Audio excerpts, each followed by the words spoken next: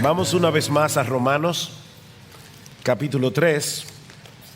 Romanos capítulo 3. Quisiera leer de nuevo los versículos 9 y 10. Romanos capítulo 3.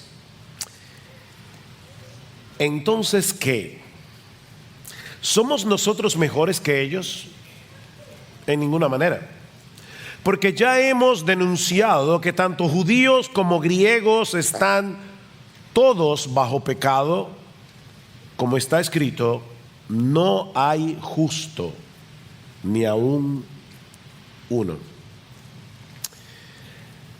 En esas películas cuya trama gira en torno a un juicio, ya sea una demanda civil, ya sea alguien que está siendo juzgado por homicidio, una de las partes más emocionantes es el alegato final, cuando la defensa o la fiscalía están tratando de demostrar que la persona que está siendo juzgada es culpable o es inocente. Bueno, el pasaje que nosotros vamos a considerar en la mañana de hoy es algo así como el alegato final de la fiscalía. Pablo está actuando aquí como el fiscal general del universo, nombrado por Dios. Y él está tratando de probar el problema o de demostrar el problema que toda la raza humana tiene delante de Dios, con la justicia de Dios.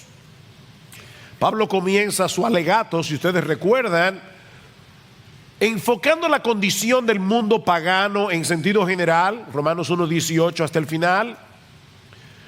Luego se enfoca en las personas decentes y moralistas, Romanos 2:1 al 16, para terminar en los judíos, el pueblo escogido por Dios en el antiguo pacto. Y su conclusión es la misma en todos los casos: culpables, culpables, culpables. No existe una sola persona en el mundo que pueda presentarse delante del tribunal de Dios y ser hallada inocente. Todos somos culpables, todos somos merecedores del infierno, porque todos hemos violado la ley de Dios en incontables ocasiones. Mis hermanos, el cuadro que Pablo nos presenta en este pasaje no es nada agradable. Y de hecho puede resultar muy ofensivo para ciertas personas. Todos aquí sabemos que no somos perfectos. Eso lo sabemos. Tenemos debilidades aquí o allá.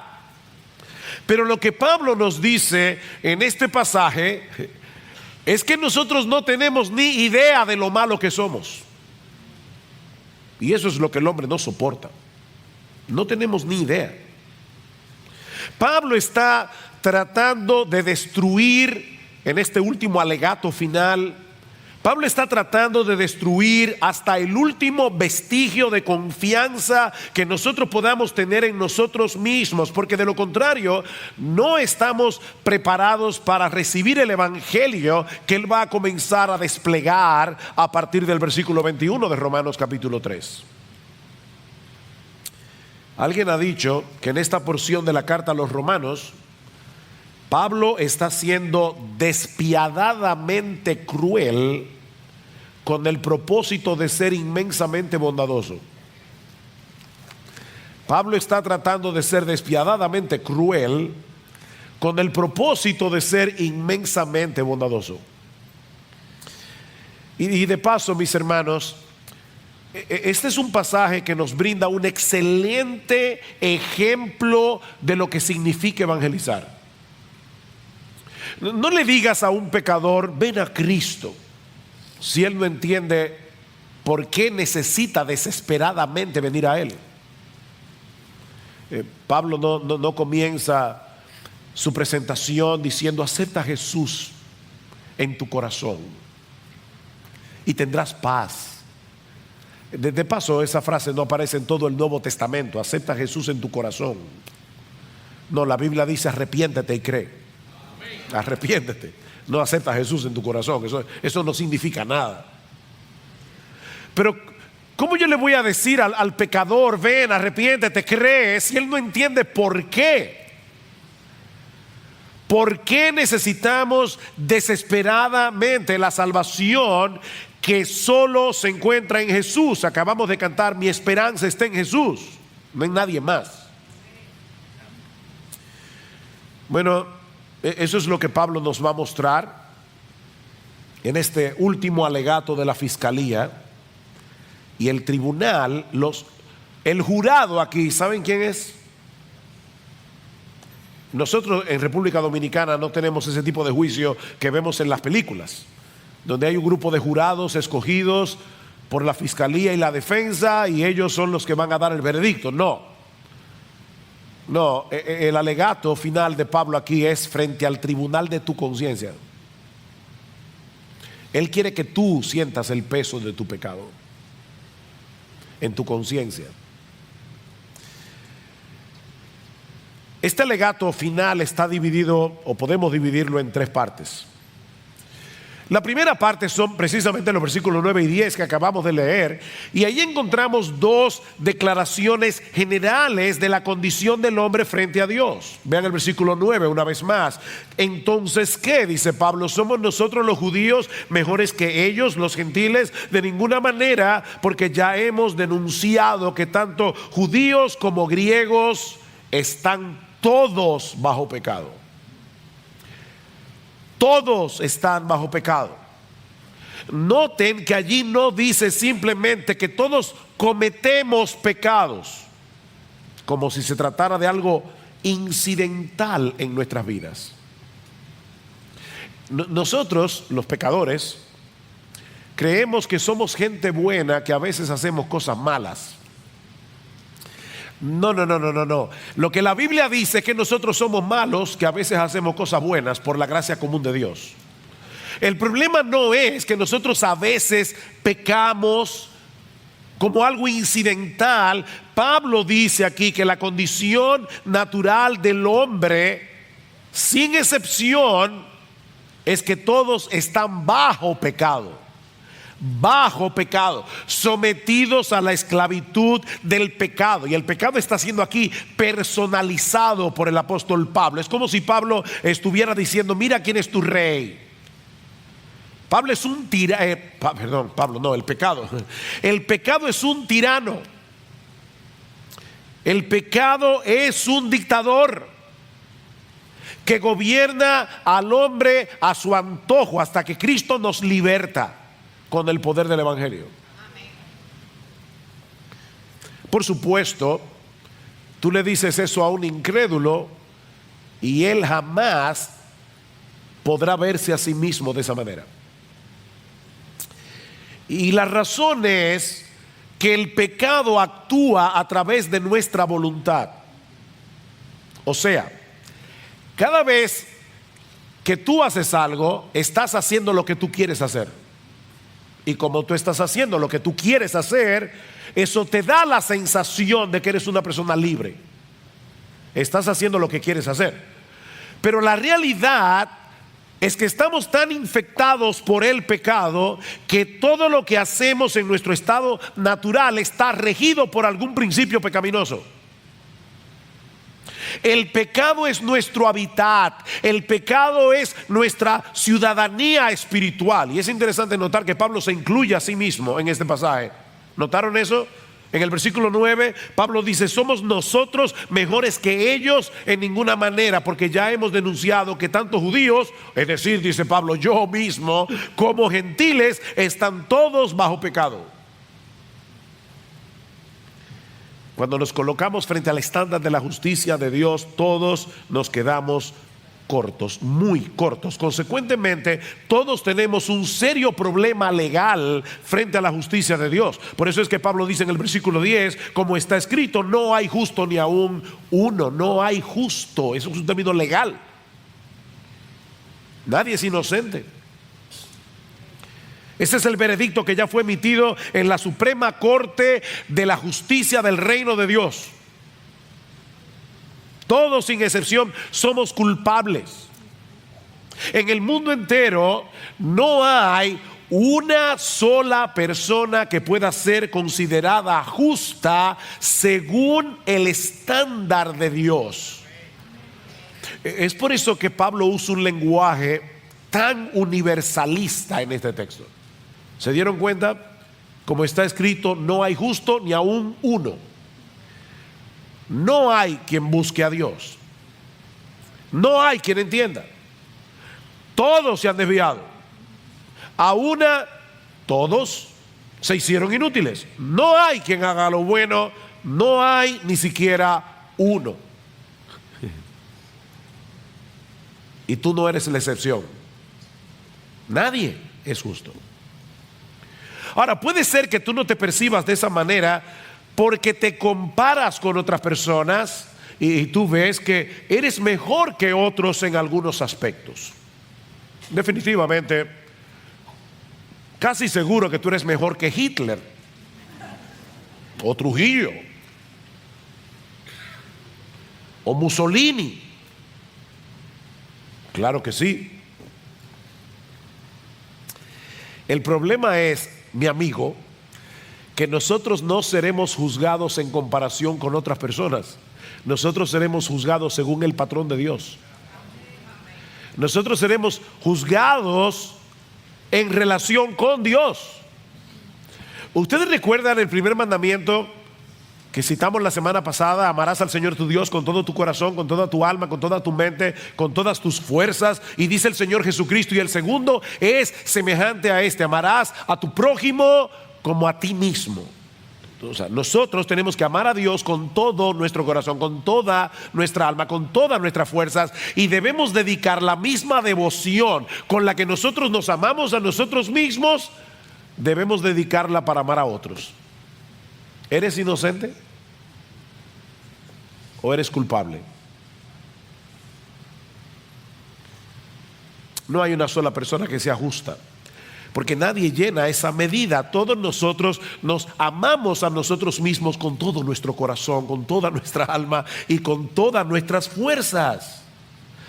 Cada cosa que hacemos, cada decisión que tomamos es en función de nuestro propio yo. Nos idolatramos a nosotros mismos. Es por eso que Pablo va a decir más adelante en Romanos capítulo 3 versículo 23 que todos hemos pecado y nos hemos quedado cortos de alcanzar la gloria de Dios. Es decir, en vez de hacer las cosas para que Dios se vea bien, en vez de hacer las cosas para que Dios reciba alabanza, para que Dios reciba gloria, para que la gente lo admire a Él, todo lo que nosotros hacemos es para que la gente nos vea a nosotros. Buscamos nuestra propia gloria, somos orgullosos, somos egoístas. Sí, es posible que algunas personas luzcan mejor que otras y nos parezca que no sean tan malas como las que Pablo está describiendo aquí. Pero ¿sabes qué, mi amigo y miembro de Iglesia Bíblica del Señor Jesucristo? En nuestro estado natural nosotros somos 1000 veces peores de lo que nosotros creemos.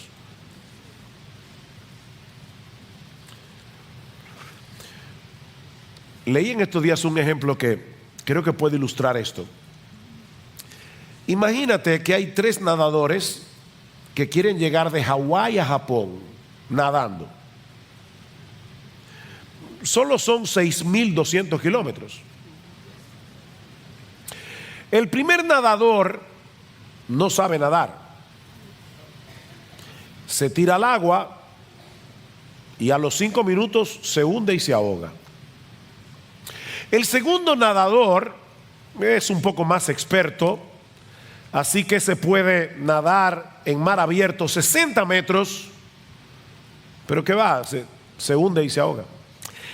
El nadador profesional se ha preparado para el asunto, lleva ya 50 kilómetros nadando, A los 60 ya está bien agotado, a los 70 kilómetros se hunde y se ahoga. La pregunta es, ¿hay alguno de los tres que esté más ahogado que los otros?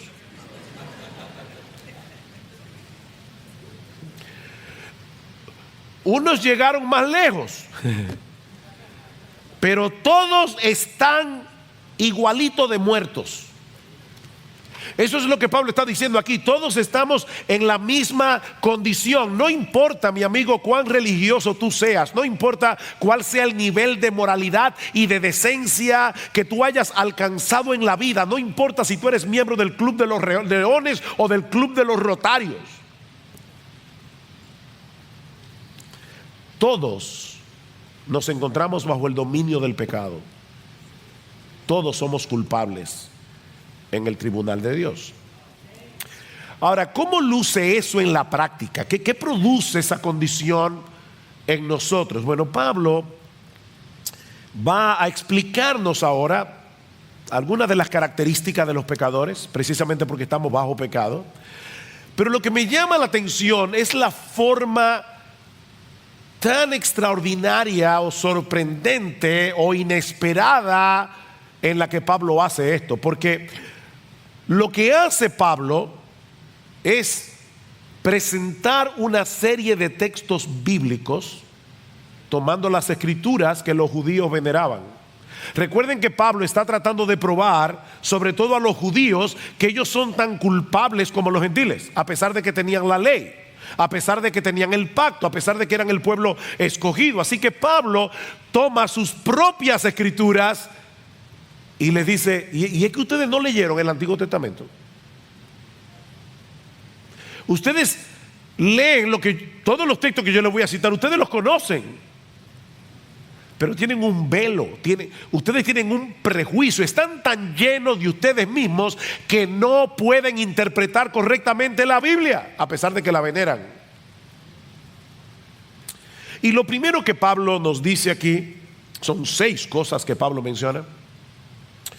La primera es que precisamente por el hecho de que todos estamos bajo pecado, el pecado ha distorsionado nuestra capacidad de razonamiento. Versículo 11. No hay quien entienda. No hay justo ni aún uno, pero tampoco hay quien entienda. El intelecto humano funciona muy bien para muchas otras cosas, pero no para conocer a Dios como Él debe ser conocido, para amarle a Él como Él debe ser amado, para deleitarnos en Él como deberíamos deleitarnos en Él. Pablo dice en Efesios capítulo 4, versículo 17, que los incrédulos andan en la vanidad de su mente, teniendo el entendimiento entenebrecido.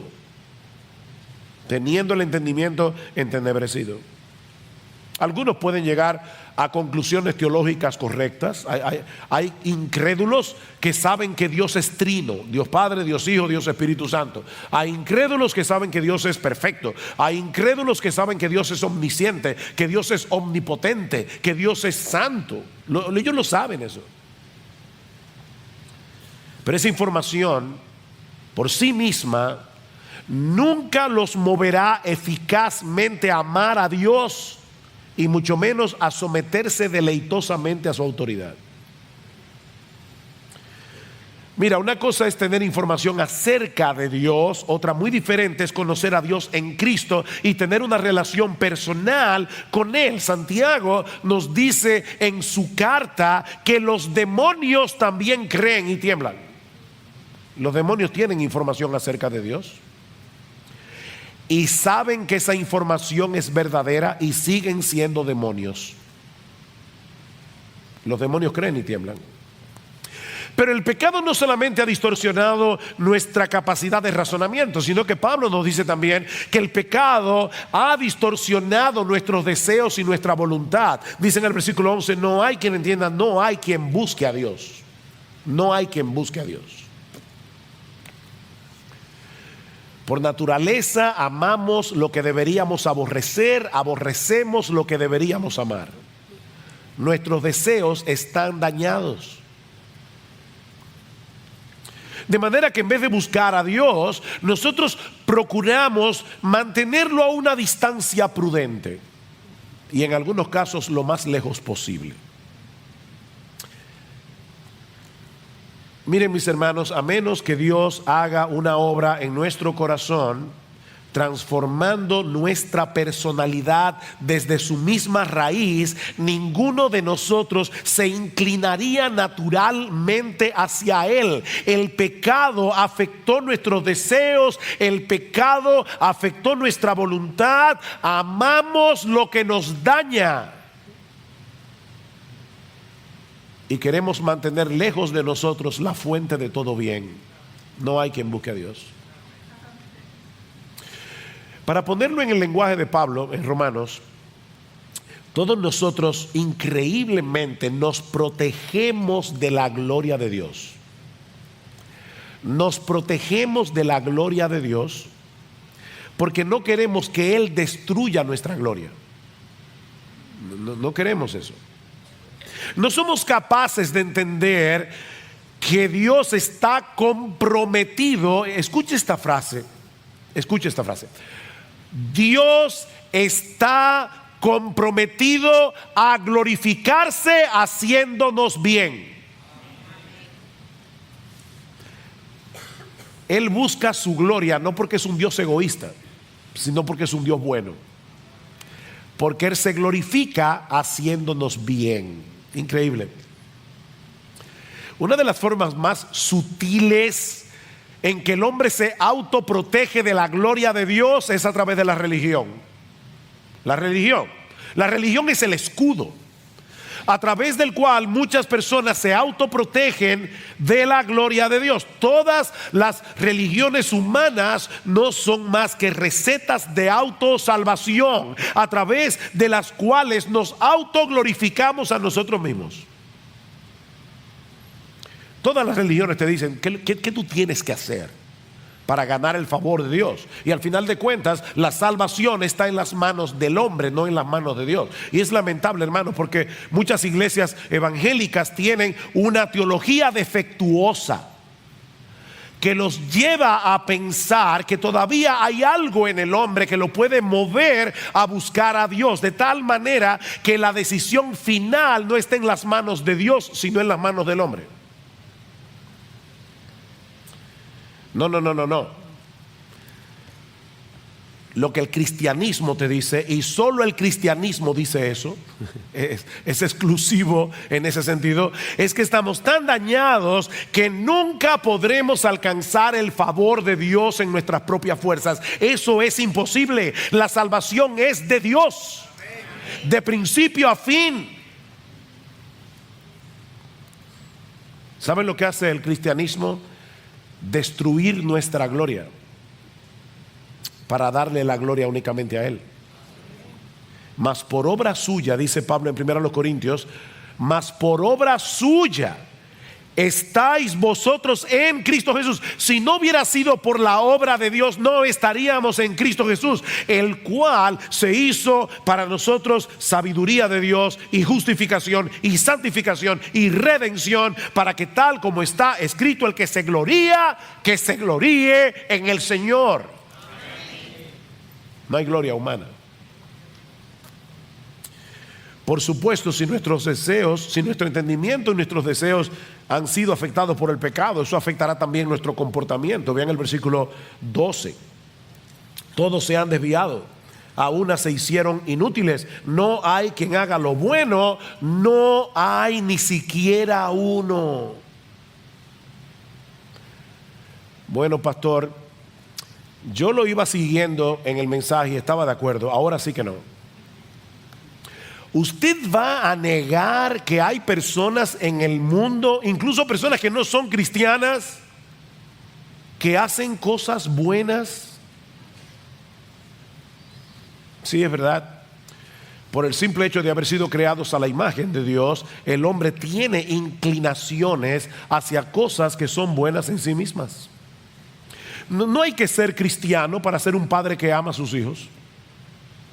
Hay esposos no cristianos que nunca le han sido infieles a sus esposas. Hombres fieles. Hay hombres que son honestos en sus negocios, incrédulos que son honestos en sus negocios. Se dedican a causas humanitarias y muchas cosas más. Pero cuando la Biblia habla de buenas obras, no se refiere únicamente a las cosas que hacemos, sino a las cosas que hacemos según el estándar de Dios y buscando la gloria de Dios. Ahí es que la cosa se pone difícil. Ok, déjame ponértelo de esta manera. Tú estás en la 27 de febrero, hay una viejita que quiere cruzar al otro lado. Así que tú ayudas a la viejita, la tomas del brazo y la vas cuidando de los carros y la llevas sana y salva al otro lado. Pregunta, ¿es esa una buena obra? ¿Sí o no? Ok. Algunos dijeron sí, yo digo depende. Depende. ¿Qué tal si tú estás ayudando a la viejita a cruzar al otro lado de la calle porque está más oscuro y quieres robarle la cartera? ¿O qué tal si tú estás ayudando a la viejita porque tú quieres que la gente te vea y te admire y piense bien de ti? ¿O qué tal si tú estás ayudando a la viejita porque tú crees que al hacerlo de alguna manera te estás ganando el favor de Dios? Vas a hacer una transacción con Dios. Yo sé que yo pequé ahorita, hice lo que no debía hacer, pero ahora ayudé a la viejita. Entonces, compensa. ¿Se dan cuenta, mis hermanos? Una buena obra no se puede definir por la obra en sí. La motivación lo cambia todo.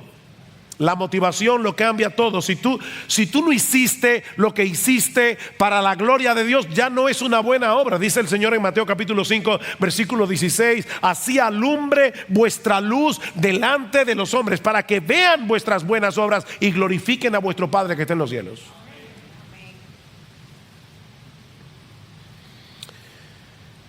Todos nosotros somos como suciedad, dice Isaías, y todas nuestras justicias son como un trapo de inmundicia delante de Dios. No hay quien haga lo bueno, ni siquiera uno. El pecado ha dañado nuestra capacidad de razonamiento, el pecado ha dañado nuestros deseos y nuestra voluntad, el pecado ha dañado nuestro comportamiento y por supuesto el pecado también ha dañado nuestro hablar. Nuestro hablar. Vean lo que dice el versículo 13: sepulcro abierto es su garganta, engañan de continuo con su lengua, veneno de áspid o de serpiente hay bajo sus labios, llena está su boca de maldición y de amargura. La Biblia dice que de la abundancia del corazón habla la boca. Si tú llenas un vaso de agua hasta rebosar, no va a salir jugo de naranja, va a salir agua. Y si lo llenas de hiel, no va a salir morir soñando. Los dominicanos van a entender eso. Va a salir hiel. Lo que Pablo está diciendo en este pasaje es que nuestras conversaciones revelan cosas muy preocupantes de lo que hay en nuestro corazón. Muy preocupantes. Si un hombre como Isaías, el profeta, cuando vio la gloria de Dios, dijo: ay de mí, porque siendo hombre inmundo de labios y habitando en medio de un pueblo que tiene labios inmundos, han visto mis ojos al Rey. ¿Tú quieres saber cuán malo es el hombre? Escucha lo que dice. A todos nosotros nos molesta que nos mientan. ¿No es así? Nos molesta que hablen de nosotros a nuestras espaldas. Nos duele profundamente que nos traicionen. Sin embargo, la mentira es sumamente común, el chisme es sumamente común. El mundo es un lugar peligroso en el cual vivir, porque el ser humano es chismoso y engañador, es cruel con su boca. en el momento en que tú menos te lo esperas, te enteras de que alguien en quien tú confiabas ha estado hablando mal de ti. Y eso sí duele. A ti no, a mí sí. Eso duele. Ahora déjame hacerte una pregunta, honestamente. Tú nunca has cometido ese pecado.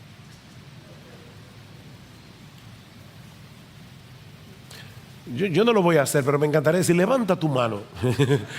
¿Tú nunca has hablado mal de nadie a su espalda? Nunca. No.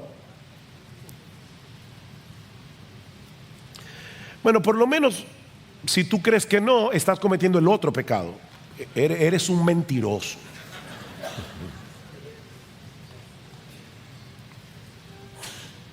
Nuestras palabras son un reflejo de lo que tenemos en el corazón. Nos promovemos a nosotros mismos mientras manchamos la reputación de otros. Somos más prontos para criticar que para alabar. Destilamos amargura y descontento. Justificamos lo injustificable. Alguien decía que nosotros usamos nuestras lenguas para mentir y proteger nuestros propios intereses al mismo tiempo que dañamos los intereses de los demás. Y eso nos lleva de la mano a la siguiente característica que Pablo menciona, y es que el pecado, por supuesto, ha dañado nuestras relaciones interpersonales. El pecado ha dañado nuestras relaciones interpersonales. Sus pies, versículo 15, son veloces para derramar sangre. Ahora no olviden, todo eso son citas bíblicas. Citas bíblicas, una tras otra. Sus pies son veloces para derramar sangre. Destrucción y miseria hay en sus caminos, y la senda de paz no han conocido. Bueno, pastor, ahora sí que pasé la prueba. Yo no soy esa persona que Pablo está describiendo aquí. ¿Tú estás seguro de eso? ¿Tú crees que porque nunca has cometido un homicidio literal, tú estás libre de la violencia que Pablo describe en este pasaje? Porque eso era lo que creían los judíos en el tiempo del Señor. ¿Y saben lo que le dice Jesús en Mateo capítulo 5, versículo 21? Oísteis que fue dicho a los antiguos, no matarás, y cualquiera que matare será culpable de juicio. Pero yo os digo que cualquiera que se enoje contra su hermano,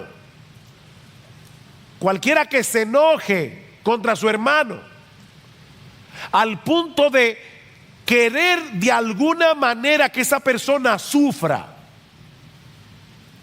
ya es culpable de juicio. Cualquiera que le diga necio a su hermano será culpable ante el concilio. Cualquiera que le diga fatuo quedará expuesto al infierno de fuego. En otras palabras, Pablo está diciendo que a los ojos de Dios, o el Señor Jesucristo está diciendo que a los ojos de Dios, un corazón airado contra otra persona al punto de querer hacerle daño física o verbalmente, ya es un homicida a los ojos de Dios.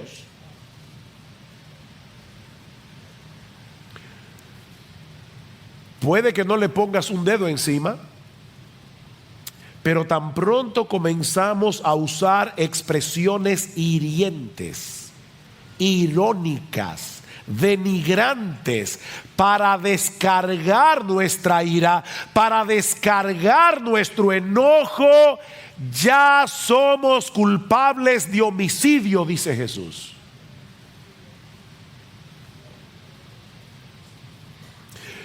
Déjame hacerte una pregunta.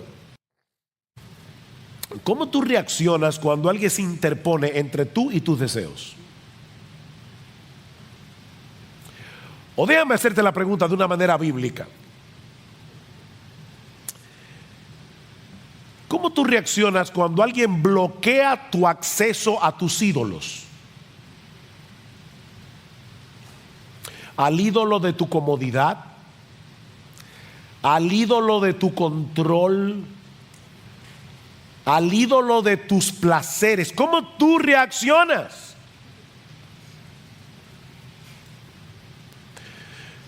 Padres, Padres, el hecho de tener este entendimiento de la naturaleza humana será de vital importancia para la crianza de nuestros hijos.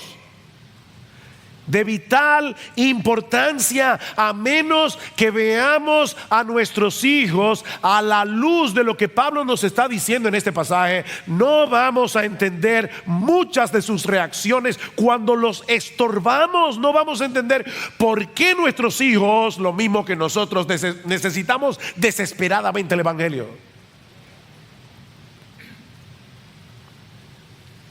Y de paso, eso también nos ayuda a entender por qué el proceso de santificación es tan difícil.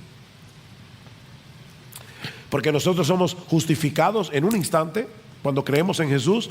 Su justicia perfecta es puesta en nuestra cuenta, pero ahora tenemos que lidiar con nuestros hábitos pecaminosos que adquirimos en nuestra antigua vida. Nuestros pies quieren seguir corriendo hacia el mal, nuestra boca quiere seguir hablando lo que no debe hablar, nuestro corazón sigue inclinado por el pecado que mora en nosotros, al mal. Ahora, la parte más crítica de este diagnóstico es el hecho de que el pecado ha dañado nuestra relación con Dios. Versículo 18. No hay temor de Dios delante de sus ojos. No hay temor de Dios delante de sus ojos.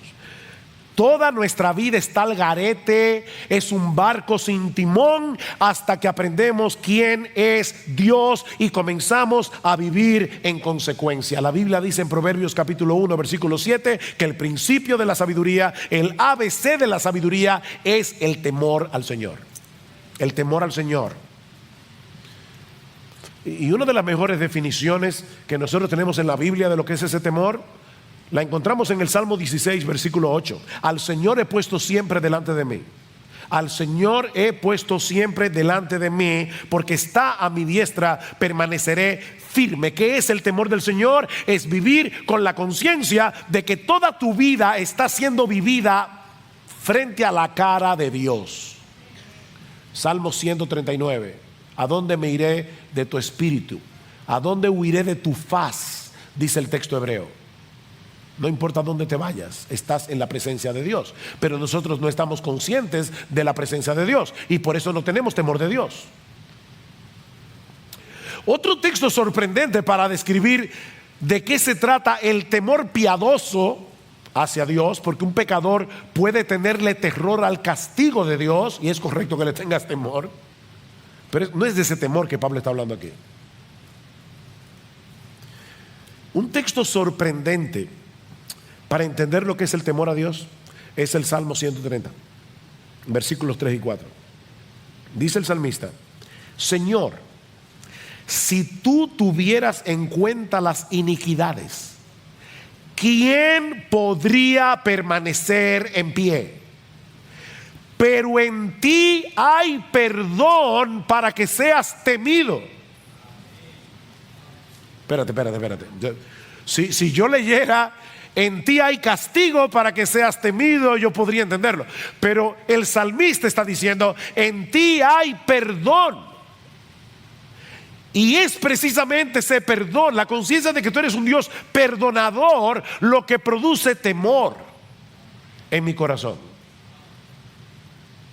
¿De qué temor es que está hablando el salmista? Es una mezcla de asombro, gratitud, reverencia ante la persona de Dios, porque siendo un Dios tan santo, Él está dispuesto a perdonarnos. ¿Cómo deberíamos vivir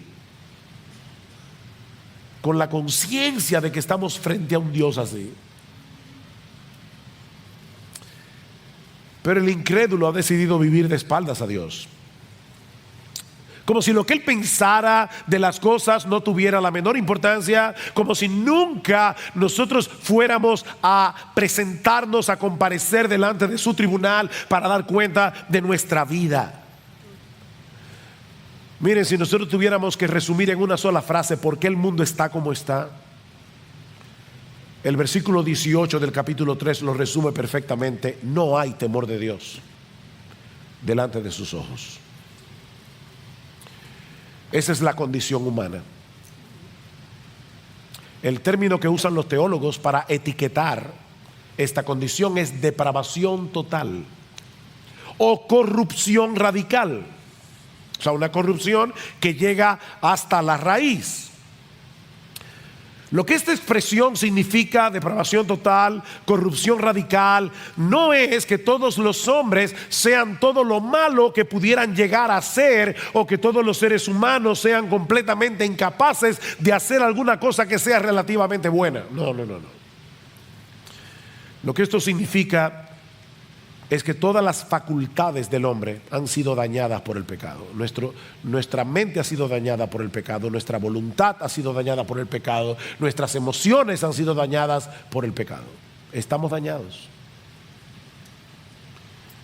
Recuerda, Pablo muy sabiamente no nos está dando su conclusión de lo que él ve en el hombre. Él está citando la Biblia para decirnos: eso es lo que Dios ve en el hombre. Este no es el alegato de Pablo, es el alegato de Dios.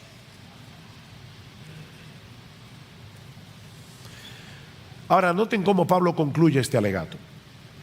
¿A dónde es que Pablo quiere llegar? Versículo 19. Ahora bien, ahora habla Pablo. Sabemos que cuanto dice la ley, lo dice a los que están bajo la ley, para que toda boca se calle o se cierre, como dice la Reina Valera, y todo el mundo sea hecho responsable ante Dios. El propósito de estas palabras de Pablo es dejar al hombre sin excusas. Decía Martin Lloyd-Jones que nadie puede llegar a ser cristiano hasta que se calle la boca. Nadie puede llegar a ser cristiano hasta que se calle la boca, hasta que se quede sin argumentos para seguir defendiendo su supuesta autojusticia. Nadie será cristiano hasta que su boca se cierre.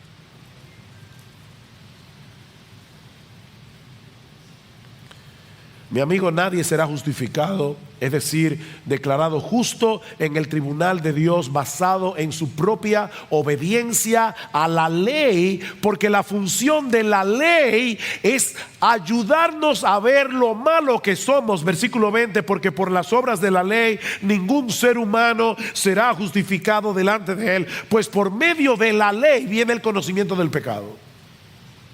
Es por medio de la ley, como Pablo va a decir más adelante, es por medio de la ley que el pecado viene a ser sumamente pecaminoso.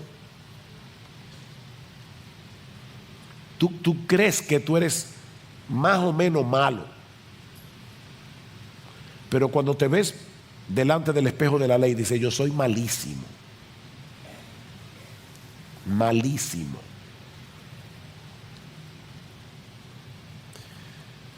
Pero es aquí precisamente donde brilla en todo su esplendor las dos palabras con las que Pablo introduce el versículo 21. Pero ahora. Aquí está toda la basura. Pero ahora. Esos benditos peros de la Biblia.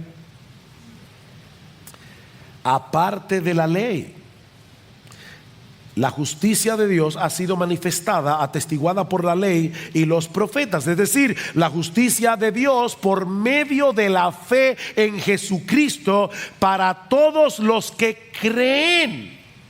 La justicia de Dios por medio de la fe en Jesucristo. Hay uno solo que es completamente justo. Hay uno solo que entiende. Hay uno solo que guardó la ley de Dios de principio a fin. Hay uno solo que agradó a Dios el Padre a través de su obediencia desde la cuna hasta la tumba. Y ese único ser humano que ha hecho eso es Jesucristo, que es al mismo tiempo Dios. Ahora, noten algo importante, mis hermanos, y yo estoy acabando. Este pasaje que acabamos de leer no es parte de un tratado evangelístico que Pablo escribió para evangelizar a los incrédulos de Roma. Este pasaje es parte de una carta que Pablo escribió a una iglesia, a una comunidad de creyentes. ¿No le llama la atención eso?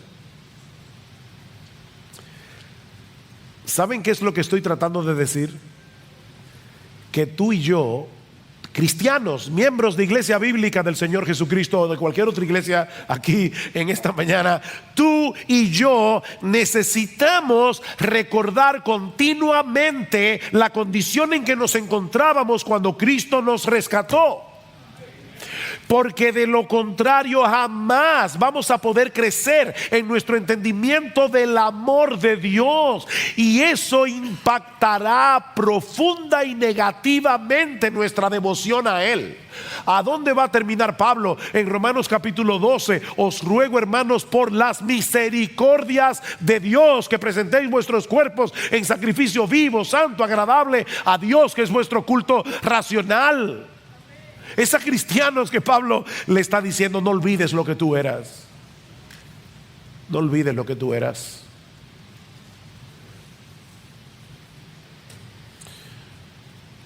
Estaba oyendo esta semana a un gran predicador, Voddie Baucham,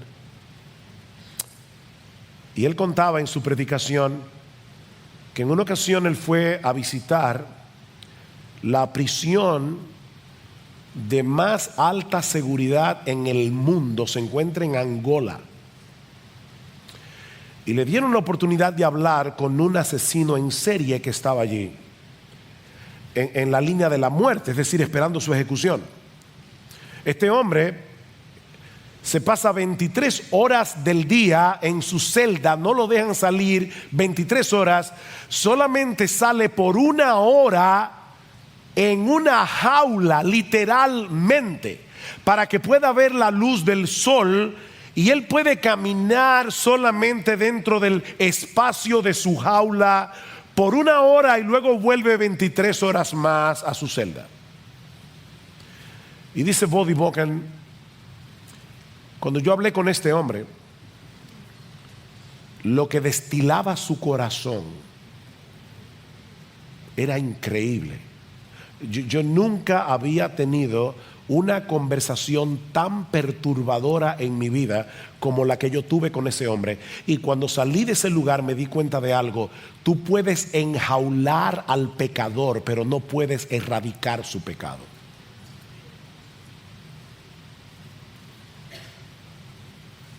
Eso solo puede hacerlo Jesucristo. Solo puede hacerlo Jesucristo. Si tú eres cristiano, tal vez tú dices: wow, pero yo no llegué tan lejos, porque la gracia común de Dios te estorbó. Pero tú y yo somos de la misma masa que ese hombre.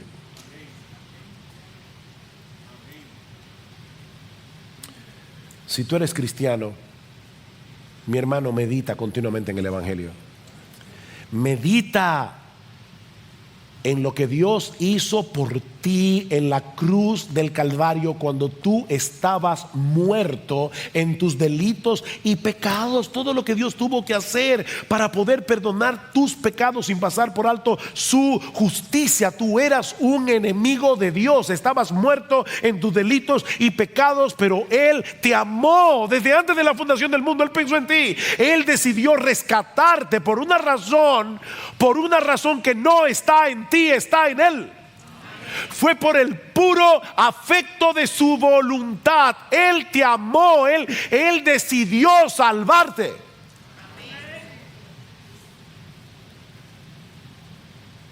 Mira, si tú no entiendes eso, no vas a poder crecer en humildad, no vas a poder crecer en tu devoción a Dios, no vas a poder tener una vida fructífera en el Evangelio.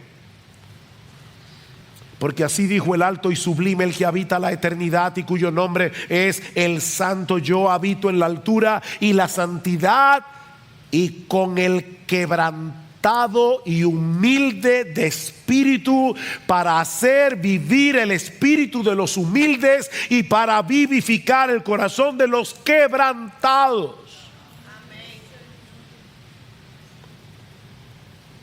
Oh, mi hermano, cuando sientas que tu corazón se está llenando de orgullo, se está llenando de autojusticia y comiences a sentirte superior a otros, cuando te esté siendo difícil perdonar a otros, ser paciente, o vuelve a considerar la doctrina de la depravación total. Recuerda lo que eras sin la gracia de Dios. No lo olvides. No lo olvides.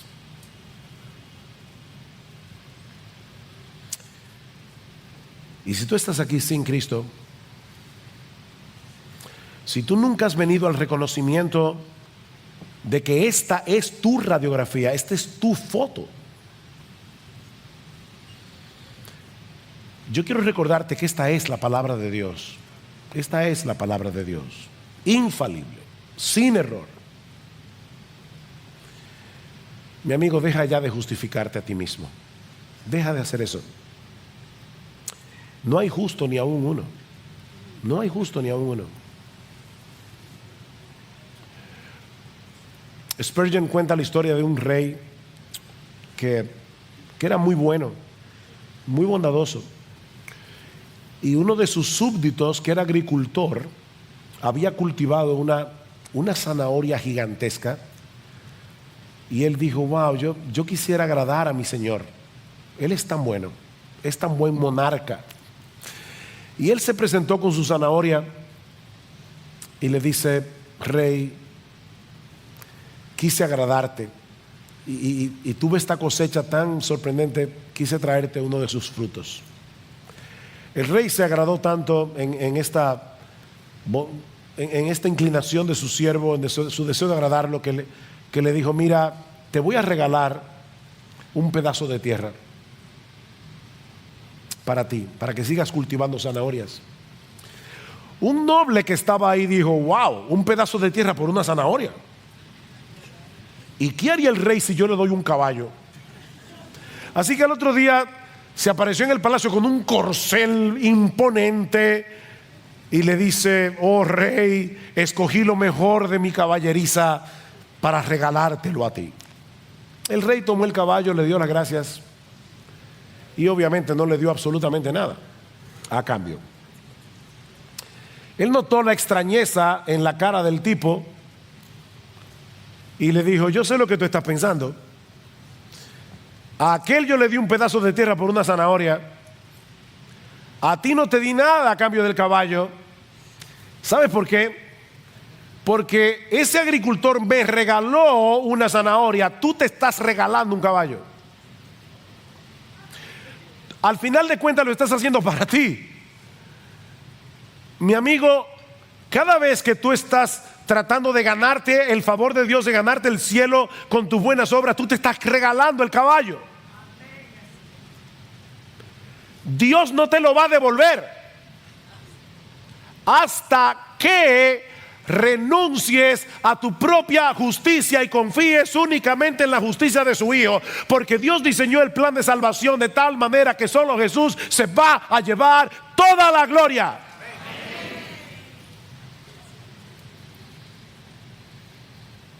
Mi amigo, tú ni siquiera tienes la capacidad de inclinar tu corazón hacia Dios. Tú no puedes hacer eso en tus propias fuerzas, a menos que Él haga una obra en ti.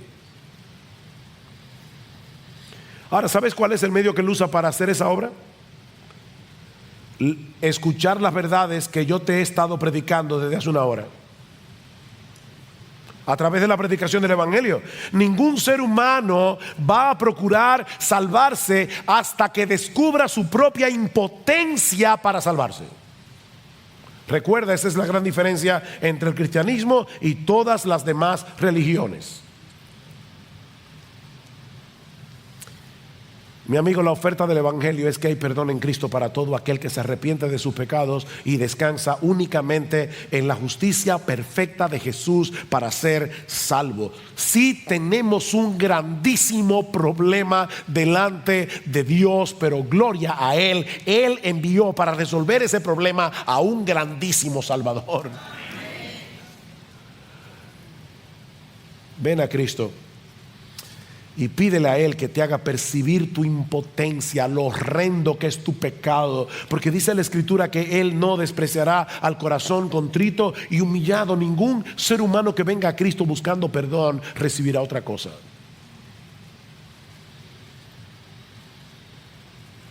Miqueas 5, 7, 18, y con esto termino.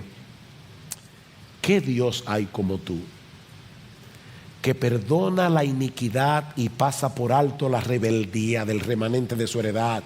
No persistirá en su ira para siempre, porque se complace en la misericordia. Dios se complace en la misericordia, volverá a compadecerse de nosotros, hollará nuestras iniquidades, sí, arrojarás a las profundidades del mar todos nuestros pecados. Oh, glorias sean dadas a nuestro bendito Señor y Salvador.